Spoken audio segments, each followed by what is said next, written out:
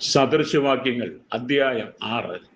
മകനെ, കൂട്ടുകാരനു വേണ്ടി നീ ജാമ്യം നിൽക്കുകയോ അന്യനു വേണ്ടി കൈയടിക്കുകയോ ചെയ്തിട്ടുണ്ടെങ്കിൽ നിന്റെ വായിലെ വാക്കുകളാൽ നീ കുടുങ്ങിപ്പോയി, നിന്റെ വായിലെ മൊഴികളാൽ പിടിപ്പെട്ടിരിക്കുന്നു.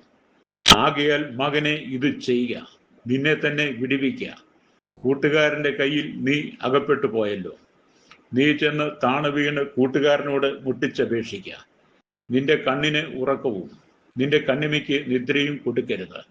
മാൻ നായാട്ടുകാരന്റെ കയ്യിൽ നിന്നും പക്ഷി വേട്ടക്കാരന്റെ കയ്യിൽ നിന്നും എന്ന പോലെ നീ നിന്നെ തന്നെ വിടുവിക്കുക.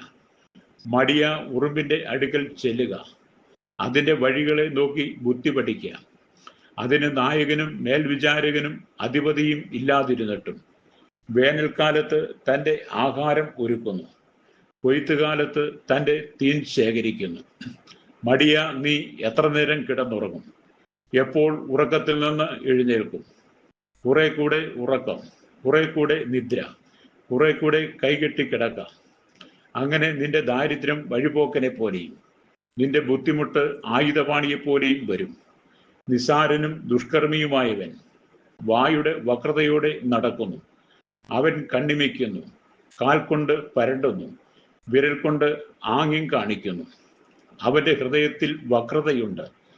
അവൻ എല്ലായ്പ്പോഴും ദോഷം നിരൂപിച്ച് വഴക്കുണ്ടാക്കുന്നു. അതുകൊണ്ട് അവന്റെ ആപത്ത് പെട്ടെന്ന് വരും. ക്ഷണത്തിൽ അവൻ തകർന്നു പോകും, പ്രതിശാന്തി ഉണ്ടാകുകയുമില്ല. 6 കാര്യം യഹോവ വെറുക്കുന്നു, 7 കാര്യം അവന് അറപ്പാകുന്നു: ഗർവമുള്ള കണ്ണും വ്യാജമുള്ള നാവും, കുറ്റമില്ലാത്ത രക്തം ചൊരിയുന്ന കൈയും, ദുരുപായം നിരൂപിക്കുന്ന ഹൃദയവും, ദോഷത്തിന് ബന്ധപ്പെട്ട് ഓടുന്ന കാലും, ഭോഷ്ക് പറയുന്ന കള്ളസാക്ഷിയും, സഹോദരന്മാരിടയിൽ വഴക്കുണ്ടാക്കുന്നവനും തന്നെ. മകനെ, നിന്റെ അപ്പന്റെ കൽപ്പന പ്രമാണിക്കുക, അമ്മയുടെ ഉപദേശം ഉപേക്ഷിക്കുകയുമരുത്.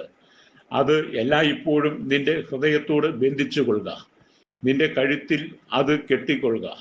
നീ നടക്കുമ്പോൾ അത് നിനക്ക് വഴി കാണിക്കും, നീ ഉറങ്ങുമ്പോൾ അത് നിന്നെ കാക്കും, നീ ഉണരുമ്പോൾ അത് നിന്നോട് സംസാരിക്കും. കൽപ്പന ഒരു ദീപവും ഉപദേശം ഒരു വെളിച്ചവും, പ്രബോധനത്തിന്റെ ശാസനകൾ ജീവന്റെ മാർഗവും ആകുന്നു. അവ ദുഷ്ട സ്ത്രീയുടെ വശീകരണത്തിൽ നിന്നും പരസ്ത്രീയുടെ ചക്കര വാക്കുകളിൽ നിന്നും നിന്നെ രക്ഷിക്കും. അവളുടെ സൗന്ദര്യത്തെ നിന്റെ ഹൃദയത്തിൽ മോഹിക്കരുത്.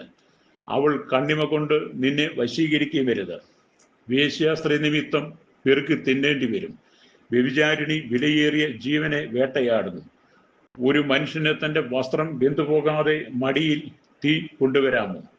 ഒരുത്തന് കാൽ പൊള്ളാതെ തീക്കനലിന്മേൽ നടക്കാമോ? കൂട്ടുകാരന്റെ ഭാര്യയുടെ അടുക്കൽ ചെല്ലുന്നവൻ ഇങ്ങനെ തന്നെ. അവളെ തൊടുന്ന ഒരുത്തനും ശിക്ഷ വരാതെ ഇരിക്കയില്ല. കള്ളൻ വിശന്നിട്ട് വിശപ്പടക്കുവാൻ മാത്രം കട്ടാൽ ആരും അവനെ നിരസിക്കുന്നില്ല. അവനെ പിടികിട്ടിയാൽ അവൻ 7 ഇരട്ടി മടക്കി കൊടുക്കാം. തൻ്റെ വീട്ടിലെ വസ്തുവക ഒക്കെയും കൊടുക്കാം. സ്ത്രീയോട് വ്യഭിചാരം ചെയ്യുന്നവനോ ബുദ്ധിഹീനൻ. അങ്ങനെ ചെയ്യുന്നവൻ സ്വന്തം പ്രാണനെ നശിപ്പിക്കുന്നു. പ്രഹരവും അപമാനവും അവന് ലഭിക്കും. അവന്റെ നിന്ന മാഞ്ഞു പോകുകയില്ല. ജാരശങ്ക പുരുഷന് ക്രോധഹേതുവാകുന്നു. പ്രതികാര ദിവസത്തിൽ അവൻ ഇളക്കുകയില്ല. അവൻ യാതൊരു പ്രതിശാന്തിയും കൈക്കൊള്ളുകയില്ല. എത്ര സമ്മാനം കൊടുത്താലും അവൻ തൃപ്തിപ്പെടുകയുമില്ല.